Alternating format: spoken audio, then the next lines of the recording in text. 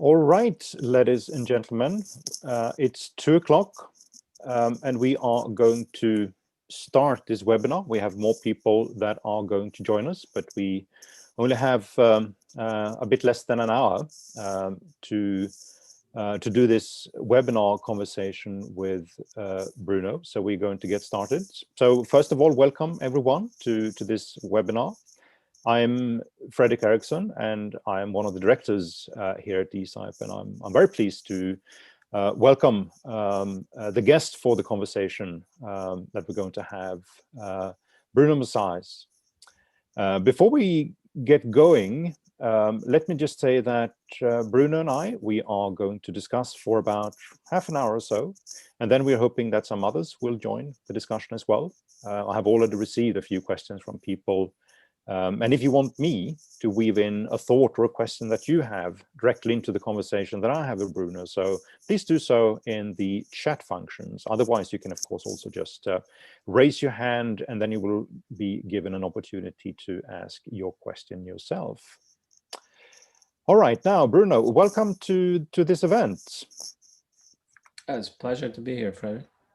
We are going to talk about your book from last year, History Has Begun, the birth of a new America. This is what it looks like for people that haven't seen it previously. At least this is the European version of what it looks like. But before we get going, let me just say a few words about you. Bruno got his PhD in political theory from Harvard. I think you were doing a PhD on the role of adventure in political thought, right? Right. All right. And there's a bit of that in the new book, actually. Indeed. I was meaning to ask you questions about it. But anyways, sort of, you've been Europe Minister for Portugal. You were that between 2013 and 2015. You're now a non-resident senior fellow at the Hudson Institute, and you are, if I'm allowed to say so, a notable thinker and author. I would even go as far as to say that Bruno is one of our time's leading public intellectuals, someone who brings new and original thought to our public discussion, which is unfortunately a bit rare. You've published several books in the past since leaving politics, and one of them is The Dawn of Eurasia, a book from a few years ago about the growing integration between Asia and Europe. So now, Bruno, history has begun. As I think I told you by email, I read your book during the Christmas break, and just a few days after I had finished it, I had this moment thinking, my God, Bruno is right. This is what the book is about. And that moment, of course, was the storming of the US Capitol on January the 6th by Trump supporters who had rallied in Washington, D.C. to, at least vocally, reclaim what they thought was a stolen election.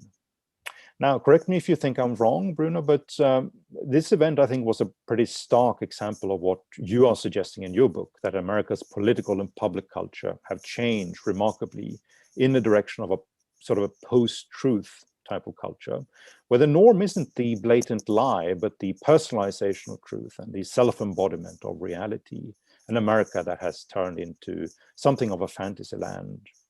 There were, of course, nasty elements at that rally in DC on January the 6th, and we also had several people who died there. But I got the feeling that many people were actually there. They were just there sort of LARPing a coup rather than having a real coup. And they were sort of thinking about it almost as a rare live meetup with different type of people, some weirdos in the social media network. It was sort of something that was both real and unreal at the same time. So can we start there, Bruno? What was your sort of thinking on sort of that late afternoon European time when you saw the pictures coming out from DC? Was it sort of a confirmation of your thesis? Yes, although, as you know, as a writer yourself, we do have a certain bias to see confirmations of our theses everywhere. And I'm not an exception to that. But I think it was, irrespective of that, I think it was a remarkable event, odd and slightly disturbing, but not in the sense, I think, of a moment where you thought the American Republic was in danger, a kind of a Caesar-like moment or of great danger. I didn't see it that way. I saw it as really a disturbing moment, more in the sense that it was very difficult to make sense of it. Because obviously there is a crowd that is storming the Capitol, that enters the Senate chamber, that could in fact have met a senator that they didn't like, and there were a few, or more than a few, and things could have gone awry. But at the same time, it didn't feel real. And I think everyone would agree with this. We just had a real coup in Myanmar, and we can contrast. I don't think there was any danger to the regime. Someone pointed out with some humor that if these things work like a video game, then yes, the characters get to the Senate chamber, they go to the speaker's podium, the room turns green, and you can start to legislate. That's a video game, but in reality, what could have happened at the limit was they would barricade themselves in the Capitol, and the riot police would come over, and perhaps a few more people would have died. But obviously, it was not a coup. It was not an organized and illegal seizure of political power. I find it remarkable that the people on the other side, the sharp critics of what happened, actually regard it as a coup. So this narrative that in a way is propagated by the people that were there ostensibly to correct the electoral fraud. And so in their minds, that was a kind of coup, but the critics also regard it as a coup. But my framework in the book, which I do think is confirmed by these events, is that American society now lives within fictions, fantasies, and you can jump from one fantasy to the other. But in fact, it seems that remarkably few people live outside the fantasies and can see them for what they are. You had this extraordinary fiction of the Trump years of a purely virtual nationalist state.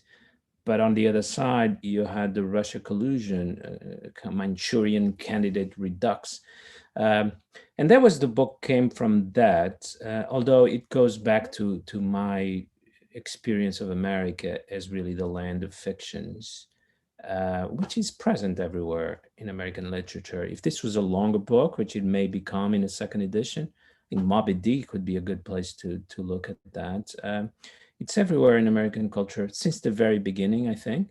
It has just now, I think, become the center of the political regime rather than operating on the margins as entertainment, which is by definition the non-core part of a society. I think now it's moved to the core. And how did that happen? Sort of why the centrality of these type of thoughts right now? Is it Trump? Is it technology? Or is it something else that you would point to as sort of the midwifing factors that help to give this sort of type of political thought more centrality? Right. These questions of how societies evolve are very delicate and very difficult, and we still don't have the theories and the mental frameworks that would make us entirely happy and satisfied. It's certainly a lot about technology. I am a bit of a technological determinist. Certainly, technology has created a condition where you can live as if reality does not exist, and where in fact the question of whether it does exist has become quite relevant. So it's not that when you're living a fantasy, you are inside your own mind or you've lost contact with the real world. I think it's deeper than that. There's a question of whether in fact reality has not disappeared and whether people who live in their own fantasies are not closer to experience as it manifests itself today than those who still cling to an idea of objective truth. So I think technology made that possible to a great extent by pushing away the forces of the physical real world. COVID is an interesting hiccup in this narrative. So technology is important, but I also believe that civilizations have a kind of a germ, have an initial impetus, and then it takes a long time, often centuries, for that to fully develop. it's almost as if a vehicle is pushed in a certain direction. And the initial impetus is important. There's a germinating idea, which then can develop and probably will have to develop, because that's how things are created originally. So I also am very attracted by those theories of civilization. As you can see in the book, I don't try to hide it. There's a lot of Spengler and Toynbee in the way I look at these things. So I am fascinated and simultaneously convinced by this very Spenglerian idea that civilizations are organized around an idea that you can describe in a sentence. And on the one hand, I find this perhaps not very compelling. How can you describe a whole civilization in a sentence? But on the other hand, very seductive and very attractive. So all my books are in fact attempts to do this kind of exercise. And this book would it would be easy to find a sentence in the book where I actually try to describe, as I call it in the preface, the secret of American civilization in just one sentence. And of course, that sentence would be something like, America has since the beginning, even before 1776, since the Pilgrims, been in a war against reality. It's taken up the project,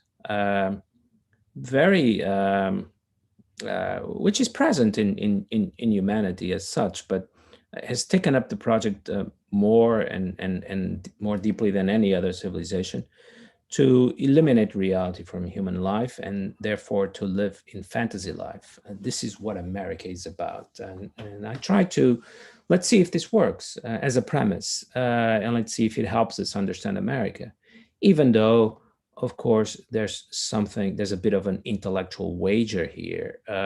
You pursue this premise to the end and it may not work perfectly, but I'm always convinced that it's better to have this kind of intellectual wager and pursue something that is intellectually risky than just to sort of combine in a very syncretic whole, lots of contradictory theories and elements. So the book is kind of attempts to be kind of limpid in that way of going from A, B to C to Z eventually.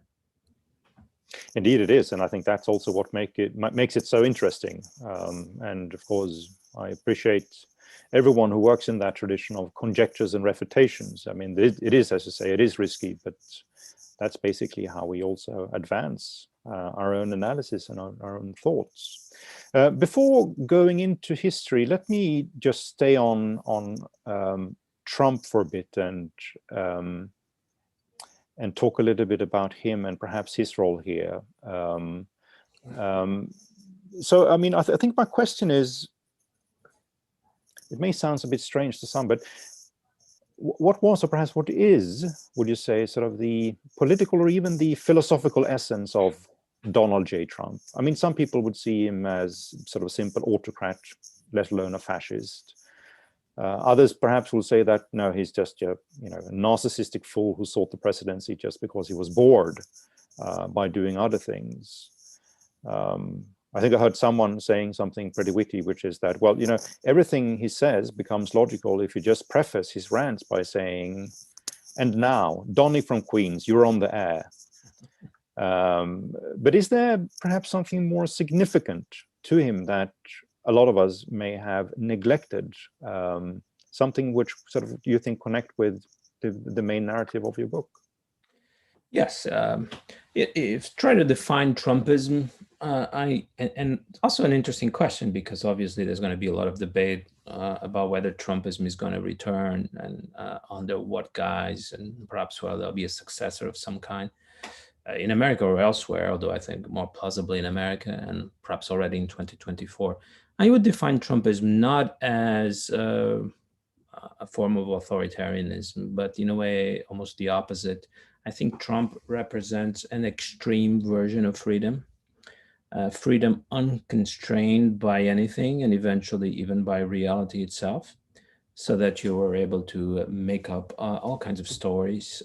His book, Art of the Deal, is actually quite explicit about that, and that kind of the best way to do business, but eventually the best way to live, ultimately the best way to live, as a kind of Socratic exploration there, is just to make up stuff, to make up stories, to make up your own, to try to pursue your own fantasies without any limits.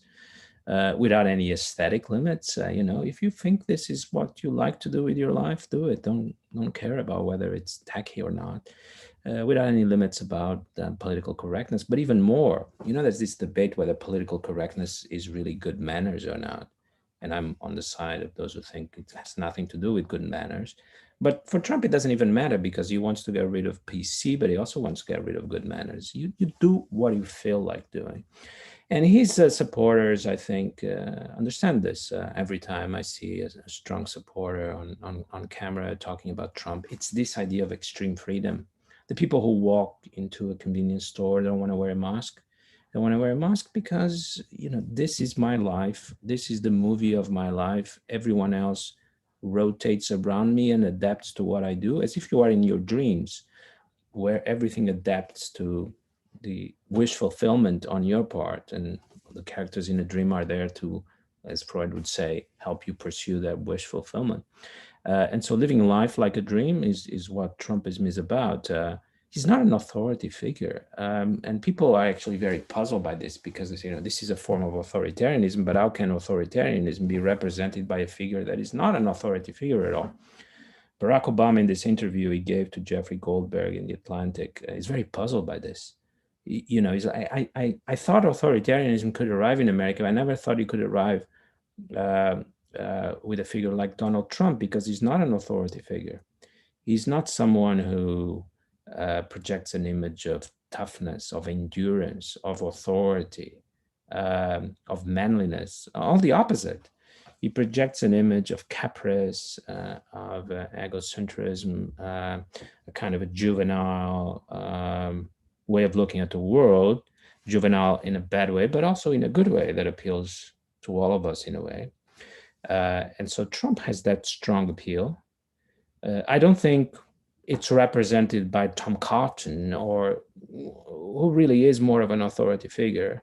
We'll see if someone takes up this. In a way, you know, even Alessandro Ocasio-Cortez, I think, is closer to this idea of freedom without limits, of storytelling. So this is present all over American society, and it's entirely possible that you could have a Trumpism on the left, because the way I define Trumpism, it's not particularly a right-wing ideology. It's just wish fulfillment, fantasy, storytelling, fiction, and that can be on the left or on the right. Wokeness has a lot of this, performance and all that.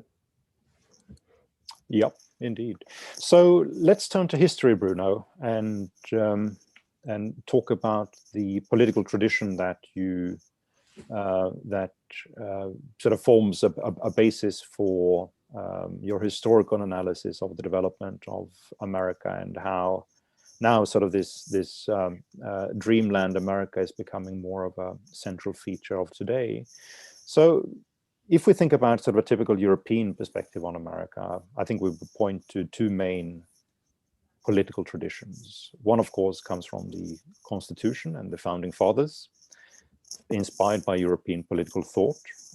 And they were anchoring an American tradition of natural rights and reason in US politics. Another version perhaps is a little bit more modern, or at least it comes later than 1776 and the Federalist Papers, and it's more about progressive nationalism. Of course, also inspired by European thought, but this time I think more by Germany and sort of post-Kantian type of German philosophy. But in America, we would associate that tradition with Woodrow Wilson and sort of the growth of a new type of progressive narrative for America. Now, you suggest there is a third tradition, and you point to William James, the philosopher. You write quite long about Sinclair Lewis and his book, Babbitt. And you outline sort of here a tradition which is more uniquely American. It's not an import from Europe. So what is this tradition, and what does it basically contend? It is not unconnected to the Enlightenment. I see it as a progeny of the Enlightenment, as a way of looking at the world that starts from the Enlightenment but tries to take it further and solve some of its insufficiencies. So American civilization is grafted on European civilization, but starting from it takes it further. And is not, as Europe is, satisfied with the Enlightenment as the end of the story. And the Enlightenment was an ideology of freedom, tried to eliminate all obstacles to human freedom, family, kinship, aristocracy, political obstacles, convention, tradition, and religion, I think, more than anything else. And you end up with kind of natural man, of different kinds in European thinkers, either in the state of nature or spontaneous natural man in each. But you end up with some kind of irreducible core natural element of the human. I think America wants to get rid of that natural man and get rid of nature or facts or truth as the last obstacle to human freedom. And so in a sense, it's what the Enlightenment becomes when it takes seriously the idea of freedom. But it's no longer the Enlightenment because what's core to the Enlightenment, knowledge of science, truth, and facts, disappears in this new way of looking at the world. And I find this as I call it, the secret of American civilization, present a little bit here and there, but never fully conscious. And I don't think one could point towards a political philosopher that represents this. There are powerful elements. Usually it's the most interesting elements in American political thinkers, like John Rawls. It's there. And it's usually what makes the philosophy alive. But what happens is that there's also a lot of the European tradition still there. I think America has still not become fully conscious of this. The intellectual classes are, of course, still, although that is changing, very Europeanized, but they were. And they came to Europe to study. And so the process has, I think, naturally been slow and difficult. But Trump, in that sense, will help because it will force American society, and particularly commentators and intellectuals, to try to think more deeply. Well, is this really an Enlightenment European-style constitutional democracy? Because in such a regime, things like January 6th are not supposed to happen. On the other hand, I don't think you can argue either that January 6th shows that America is really a developing country or a Latin America incomplete democracy, because what happened wasn't a real coup. It was an ironic coup.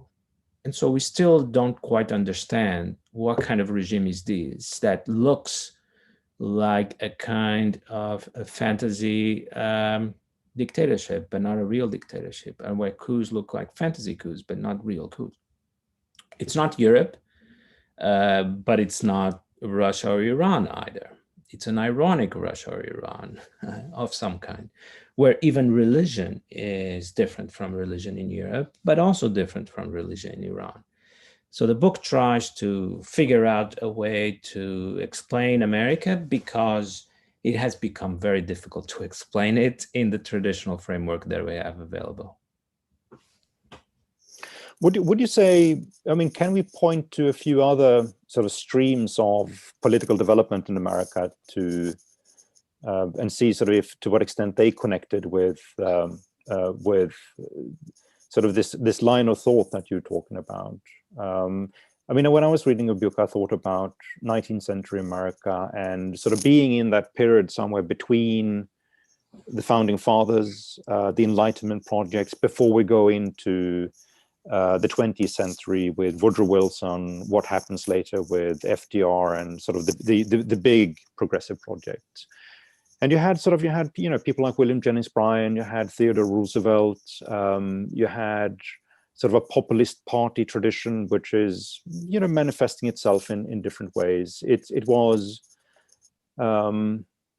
wasn't sort of populist necessarily in the sense of being deeply anti-establishmentarian, or so it was, but it had its sort of as putting a premium on the type of man who lives close to nature, who lives on the countryside, is typically a farmer, sort of in Jeffersonian style. Sort of it's something aesthetic with the fact that you are harvesting your own food rather than going into city to buy it.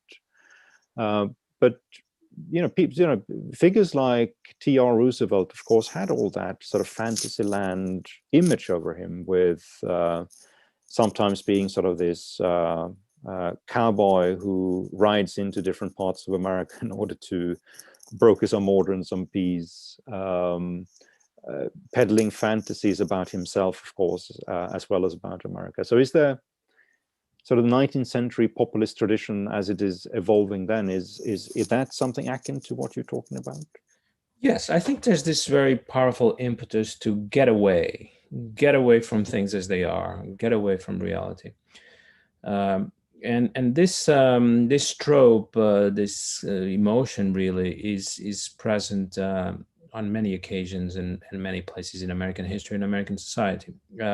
You know, I suggest in the book, not more than a suggestion, that it's present at the very beginning.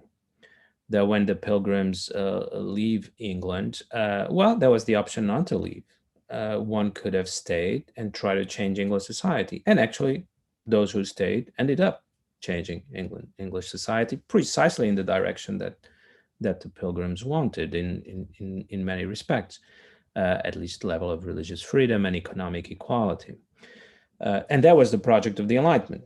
But the problem with the project of the Enlightenment is that it is very difficult, very complex. It takes a long time, more than a human lifetime, to transform a society.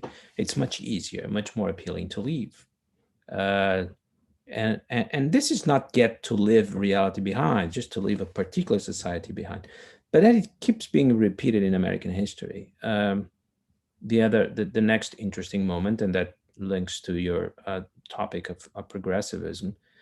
Well, when European societies get really dragged into this question of capital and capitalism and the worker, and the necessary oppression of the worker under a capitalist system, which is a real question in the 19th century. It might not be a real question in 1970, but it's a real question in the 19th century.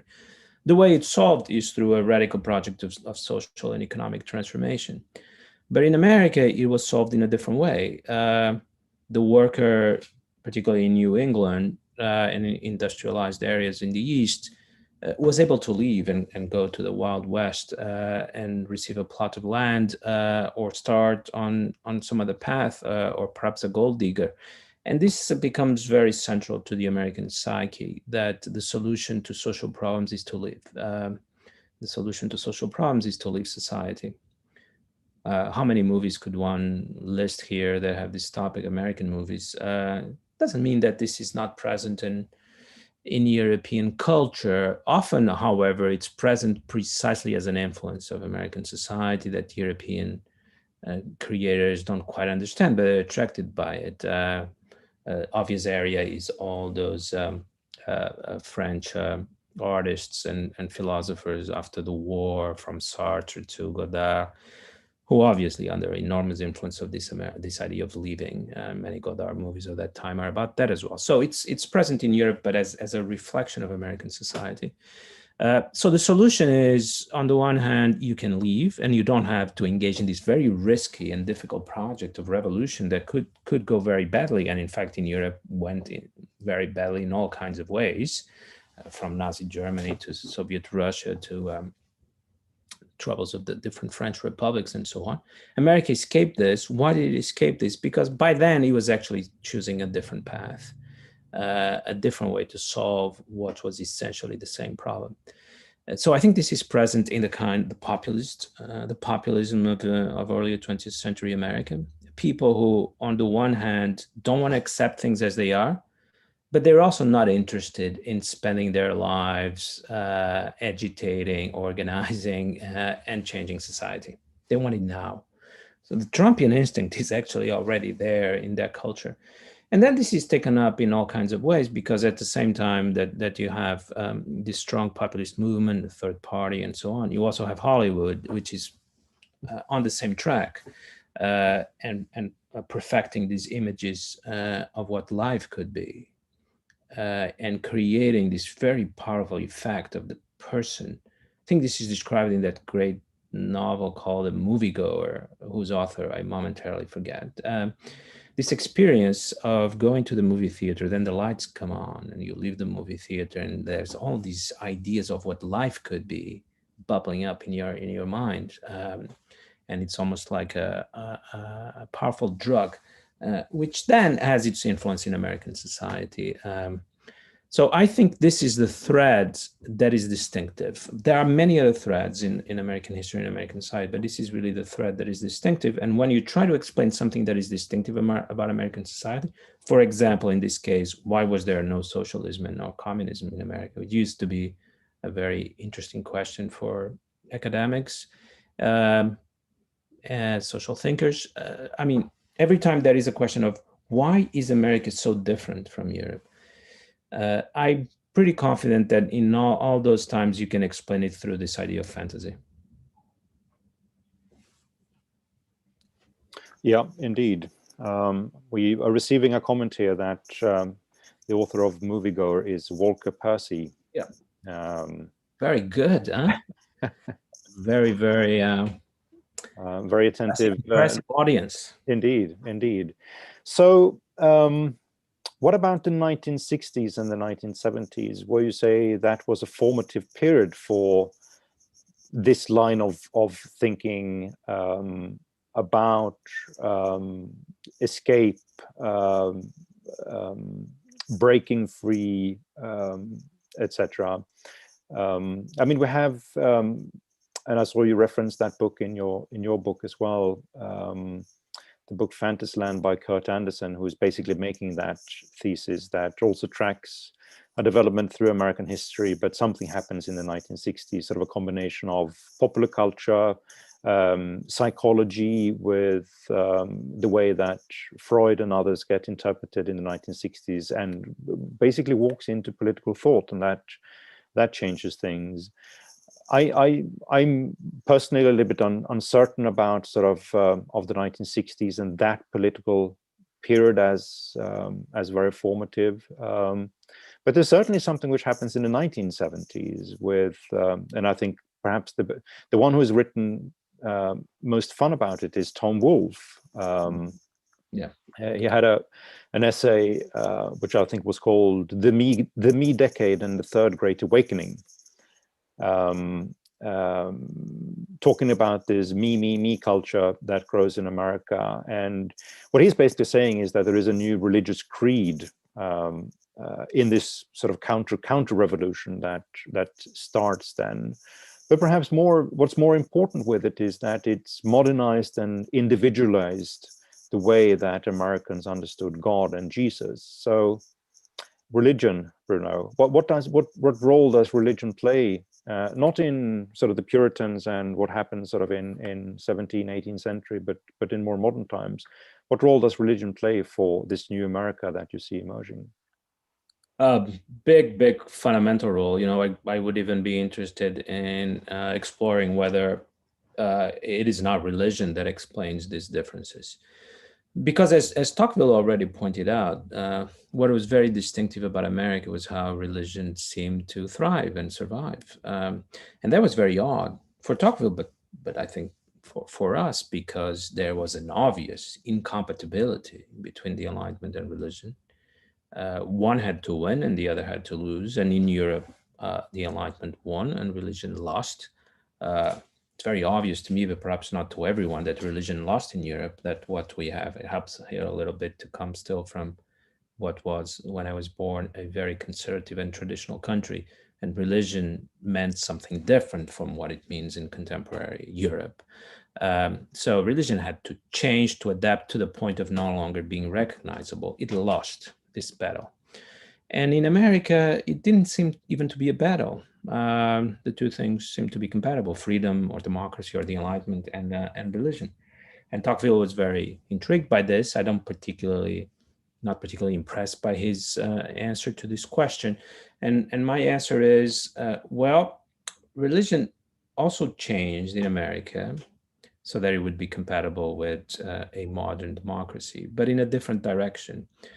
Rather than being really uprooted and transformed into a purely intellectual matter, as it is in Europe, it became fantasy as well.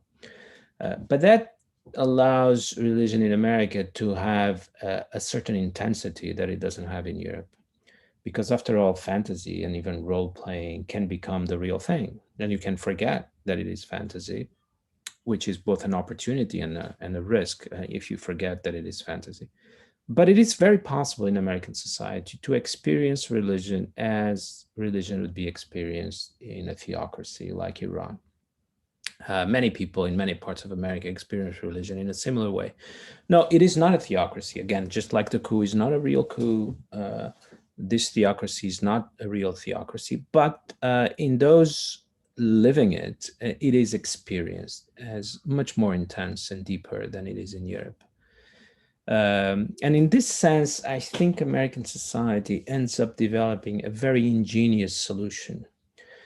Things can be experienced with a depth that they cannot in a liberal, modern European society, but you don't run the risk of authoritarianism. You don't run the risk of turning these fantasies into reality. You are not going to become Iran.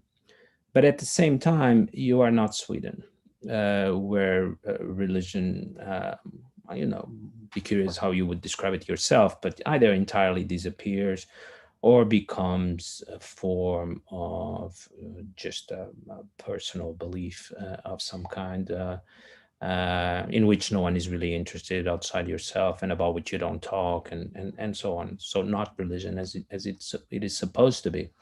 And it was throughout human history and still is in many parts of the world. So America ends up with this remarkable solution. You can experience everything as deeply as you want, as immersive as you want, provided you don't try to turn it into reality. And in this society, which is kind of three-dimensional, there is space for many different experiences to live together because they don't operate at that's why I mean by three-dimensional. They don't operate at the same level of reality. They have different levels of reality, different multiverses. And it's a powerful idea, I think, which allows both for stability, have a society and a regime that survives even Trump, but for an intensity of experience that Europe doesn't have. Again, I think Trump shows that because in terms of the possibilities that are open to the political regime and the intensity of these political experiences, you can attempt to do things in Europe, in America that you cannot do in Europe. Is that a bad or a good thing? My book is different from most books on this topic, include Kurt Andersen, because I present this as a positive thing. Overall, the fact that you have Trump, even though you may consider these 4 years a waste of time and offensive to your values or so on and so forth, if you detach yourself from the immediate experience of the Trump years, I think it is still possible to admire and recognize that a society that can swerve into these extreme directions and then come back to the middle and remain stable is in some respects a remarkable society. And that something like Trump would have broken apart any European country. Its political regime would never have recovered. So what is this society that can have this range of experience without losing balance in some way? It is remarkable. And this is not a dysfunction, contrary to what Kurt Andersen and Timothy Snyder argue, but it's not a bug. It's a feature of the American regime, which we have, first of all, to understand, and if we're so inclined, to actually admire. Yep, indeed. So Bruno, where do we go from here now? How do you see sort of in this analysis, how do you see America developing politically as a consequence of sort of greater centrality for this sort of political philosophy? Is it an America which comes more sort of libertarian, more closer to anarchism, or is it an America that wants to sort of reinvent tradition, structure, and order, sort of a kind perhaps that people like Woodrow Wilson, FDR, and others represented in the early 20th century? Right. So I think that's the big gap in my book that would need to be corrected either by a second volume or a second edition. I would need to go deeper into the question of how do we build institutionally a society that promotes, recognizes, but also organizes fiction. And that's a very difficult question, which you cannot solve in a couple of weeks. But I would have to write, or someone else that gets convinced I am correct about the general premise, have to write a kind of federalist papers for the fantasy society with an institutional framework that a fantasy society would need. Because I think what we have now in America is you have the institutional, constitutional architecture of essentially an Enlightenment society, which is really under strain to operate under what is a fantasy society. It's still delivering fundamentally, which shows the affinity between an Enlightenment society and a fantasy society. Perhaps also some of those institutions have been adapted throughout the centuries to the American spirit, but clearly is not fit for purpose, and it will have to be adapted. Because I don't regard, even though I don't think what happened on January 6th was a tragedy, I still regard it as a crisis of some kind. And clearly a society cannot work through these political boom and bust cycles where fantasies are entertained rather lightly at first, then lots of people become convinced they are actually real. And then they once they convince they're real, they start to act in the world in what is vaguely a deranged manner. And then precisely because these extreme fantasies have no way of becoming real, what happens, just like an overpriced and overbought stock has no chance of sustaining that value, what happens is that there will be a collapse of the fiction, which, we could see coming. We knew that Trump would collapse. He would not disappear softly. He would have to collapse. And there was some anxiety. I never had any doubts that he would collapse. But there was some anxiety about what form will the collapse take.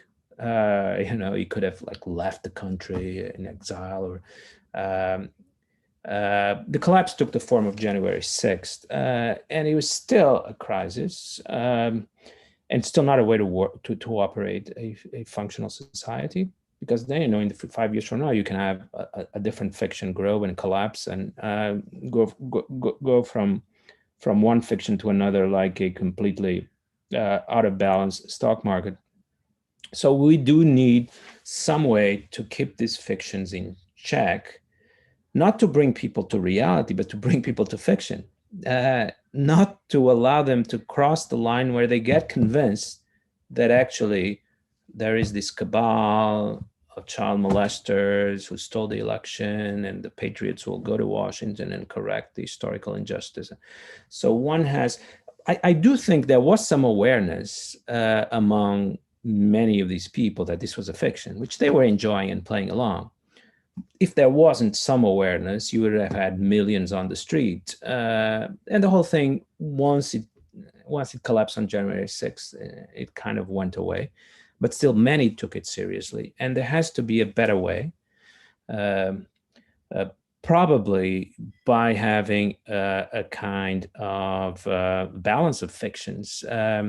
You have to allow other fictions to grow so that they can balance each other out. Just as in James Madison in The Federalist argues that you need to have many different factions so that none becomes a majority. You need many different fictions so that none of them becomes a majority. That is the solution, but how do you create the institutional framework to make that work? If I knew the answer, there would have been an extra couple chapters, but I don't quite know the answer to that yet.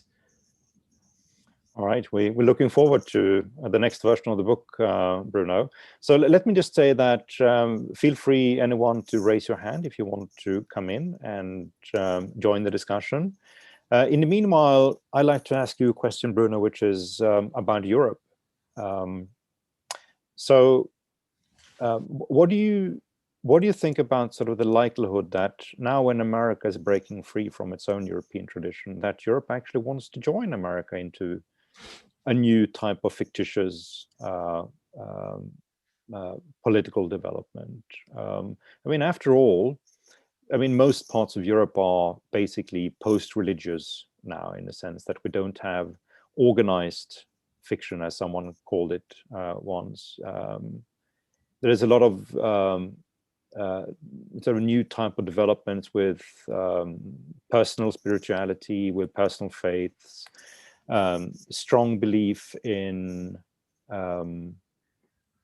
sort of a type of dystopian thinking around nature and what's going to happen to Earth, which certainly lends itself to political fiction of one kind. It may not be sort of the type of fiction where you create space for individuals to be heroic or to dream themselves away into a different type of reality, but it's certainly sort of a fertile soil for thinking sort of outside the boundaries of Enlightenment political thought.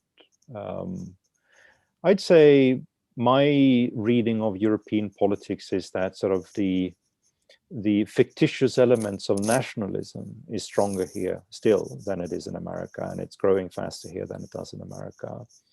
And even if it's not about blood and soil of the old kind, it is sort of an imaginary form of reality, which appeals to a larger part of the electorate these days.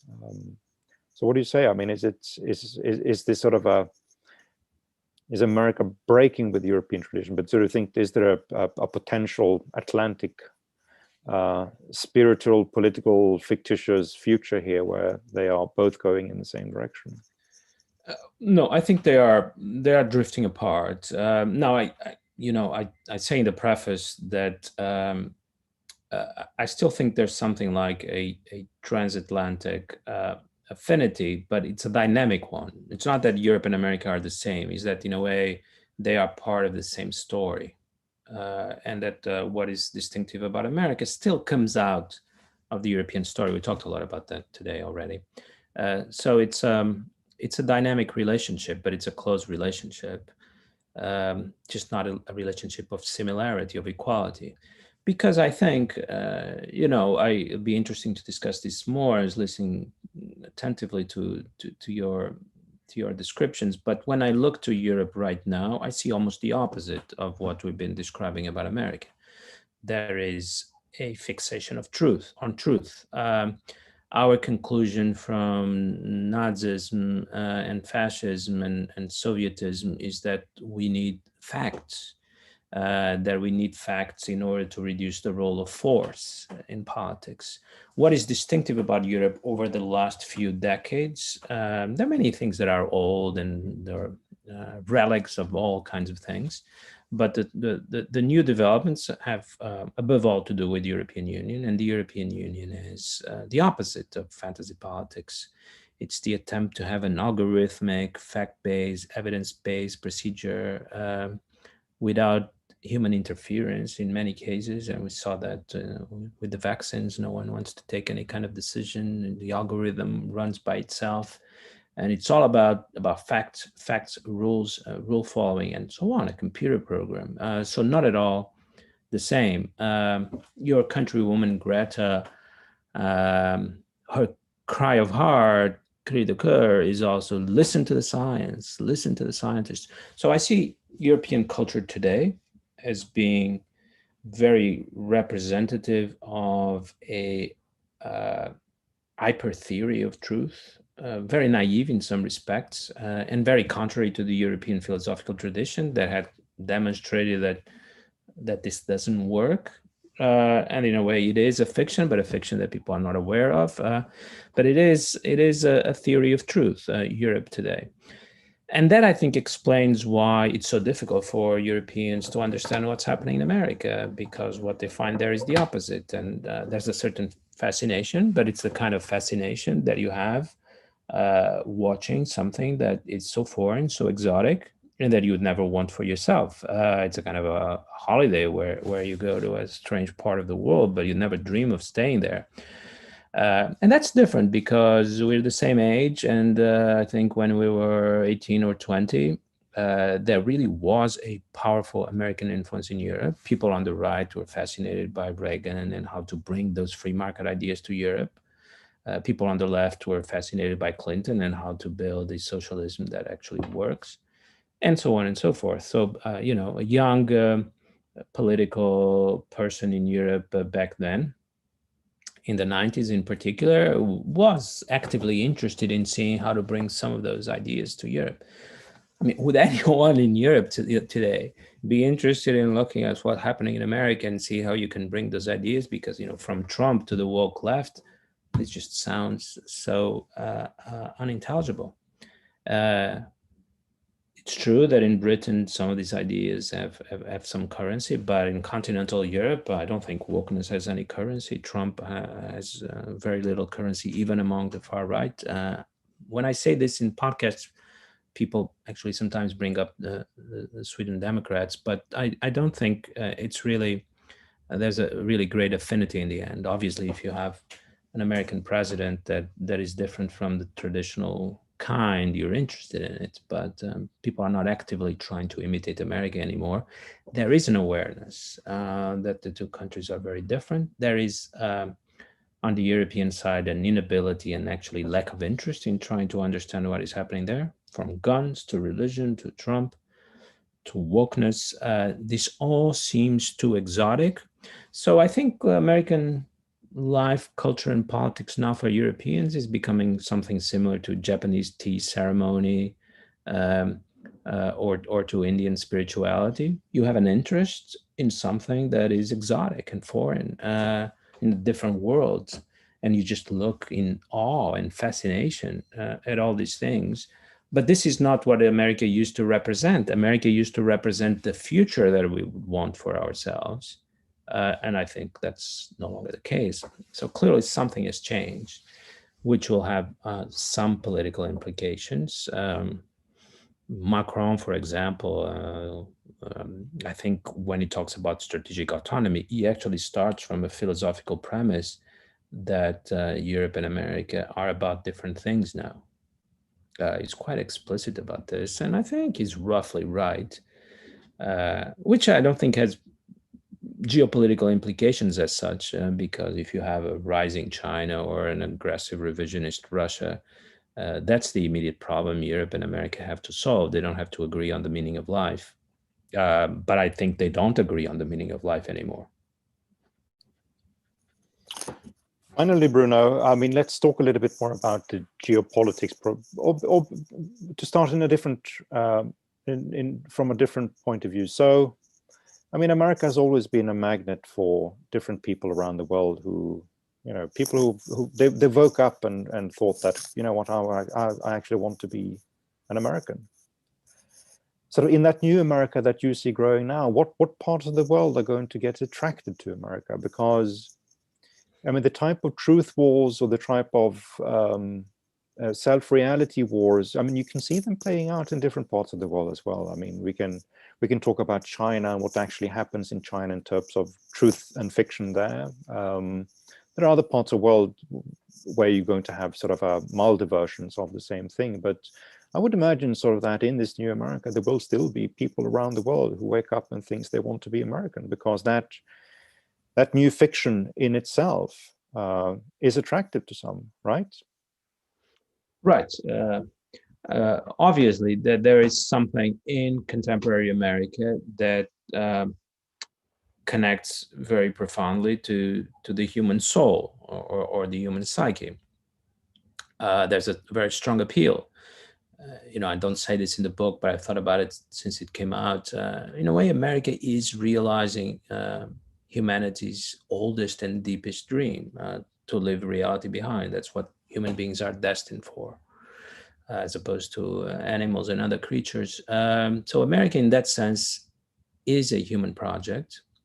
But I think it's being taken up by America in a way that it's not being taken up by anyone else, by any other society. But it can appeal to individuals, of course. I think every young person anywhere in the world that is an active fantasy life and has these dreams that he wants not so much to make real, but actually to live as dreams. It could be the tech billionaire. It could be the progressive social activist / musician. Could be the crypto inventor. That still has an appeal.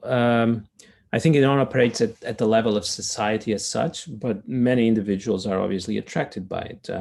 And we saw, for example, in how Silicon Valley, which represents many of these ideas, and by the way, goes back to the 70s, like many of these things do, coming out at the same time as Easy Rider is coming out. Silicon Valley had a very strong appeal, and you had people trying to mimic it in many different parts of the world. The idea that you can create a new world from scratch. And these companies are essentially new worlds being created, new universes. Even their names and are trying to represent that. New stars being born. So I think this is true. That has not disappeared. I think that's always been the appeal of America, deep down. There were many people who were attracted to a political regime where individual freedoms were solidly protected. But I think most of the people that were attracted to America were attracted to this idea of the dream, of the fantasy, of Hollywood, of Disneyland, of Las Vegas, all these prophecies of a world where you go, your life feeds directly on your fantasies, which is not possible anywhere else in the world. And really, finally, Bruno, do you see geopolitical friction growing around America as a consequence of the new America, or do you see sort of an America who's going to seek more appeasement and tone down its own tradition of being sort of the supreme leader of a liberal empire? Right, I do discuss that in the book. I think, the last 20 years have also been fantasy land in American foreign policy. That, by the way, was explicitly affirmed by this incredible exchange between Karl Rove and a journalist, where it says, you, the reality-based community, you don't understand America anymore. We don't live in reality. We create our reality. And that's what the Iraq War was about. It was all a story. I've never quite understood what it was about, but it was essentially about building a story in the end, a story where the hero is attacked behind his back, but gets up again and teaches the offender a lesson, does a number of great deeds abroad and comes back home covered in glory. It's almost like the most schematic element of human narratives throughout history. The kind of the Arthurian romance like this. You could describe the Iraq War as a sort of a Knights of the Round Table kind of story. This has been very destructive. So when I argue fantasy is a good thing, again, if it is not organized in the right way, it can be extraordinarily destructive. On January 6th, and the Iraq War is another example. Now, where do we go from this paradigm? I would hope, and so I argue in the book, that in fact, if you have a very strong sense of fantasy, that perhaps you would be comfortable with a world where the important thing is to balance different human experiences of human adventures, but you're not trying to change the world. Just as Americans are not trying to change American society and have not tried for more than a century. Just let it as it is and pursue your own fantasies, but don't try to make society better, which is the approach a European takes. Well, don't try to make the world better. There's a striking contradiction today between American domestic politics, where there's no liberal consensus, no one agrees about anything. Even the most fundamental values are up for grabs, where the extremes are thriving.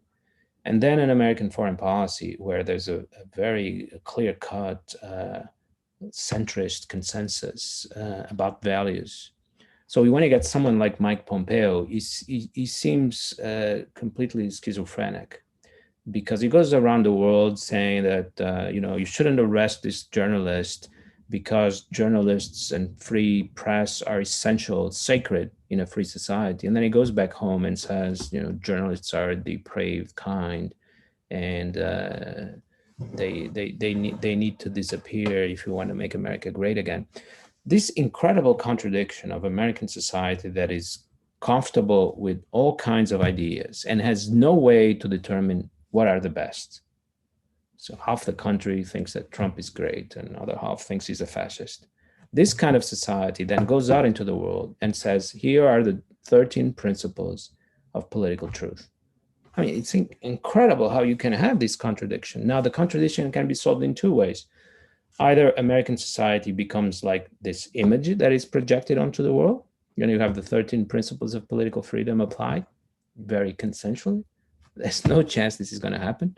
Or then American foreign policy becomes more like American domestic politics, more tolerant of radical difference, and only concerned with one thing, balance. So if China wants to have this kind of regime, up to them, but they cannot destabilize their neighborhood or the rest of the world, or they cannot become a threat to other political experiences that are being pursued elsewhere. But we have no interest. We're actually quite interested in what's happening in China. It's a great story, but it is only a story, and there are many other stories. So I think it would be possible to build an American foreign policy that is also rooted in fiction, but not the kind of juvenile fictions of the Knights of the Round Table going abroad to perform heroic deeds. We need more like the imagination of a novelist than the imagination of a writer of children's tales. So we have to go from the writer of children's tales to a novelist that can incorporate the whole universe and keep the different pieces in balance. If American foreign policy could become this, maybe it can. I think there's no other way. So I'm kind of watching and seeing if it can become that.